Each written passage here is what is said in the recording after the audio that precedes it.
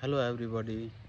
आज चाहिँ म के भन्न गइरहेको छु भन्दाखेरि स्पिरिचुअलिटी भनेको चाहिँ माइक्रो लेभलमा प्र्याक्टिस गर्नुपर्छ भन्ने कुरा चाहिँ के हो भन्दाखेरि कसैले हरे राम हरे कृष्ण नाम जप गर्छन्, कसैले हरे राम हरे कृष्ण नामक भजन गाउँछन् हैन, भगवान हरि को गुणगान गाउँछन्, धेरै प्रकार छ।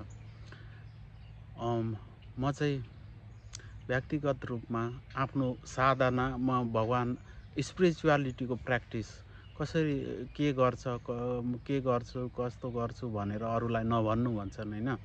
तर त्यो किन भन्दाखेरि त्यो चाहिँ अहङ्कार नआओस्, घमण्ड मनमा घमण्ड नआओस् भनेर भनिएको हो त्यो कुरो। तर मेरो स्पिरिचुअलिटीको चाहिँ म एकदमै माइक्रो लेभलमा गर्छु, ठुलो लेभलमा गर्दिनँ हैन।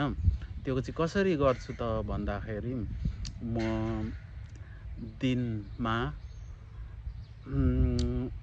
एकचोटि राम नाम आफ्नो खातामा लेख्छु। राम राम गरेर 108 चोटि यसरी आफूले हैन, भगवान भनेको भावका पुजारी, भावका हे पुजारी भनेर भनिन्छ भगवानलाई हैन। भगवान भावको पुजारी हुनुहुन्छ। धेरै हामीले धर्म कर्म धेरै दुःख हैन, त्यस्तो धेरै गर्नुपर्ने आवश्यकता पनि पर्दैन हैन। आफूले जे जति सक्छ हैन। स्पिरिचुअलिटीको प्र्याक्टिस चाहिँ हैन, दिनमा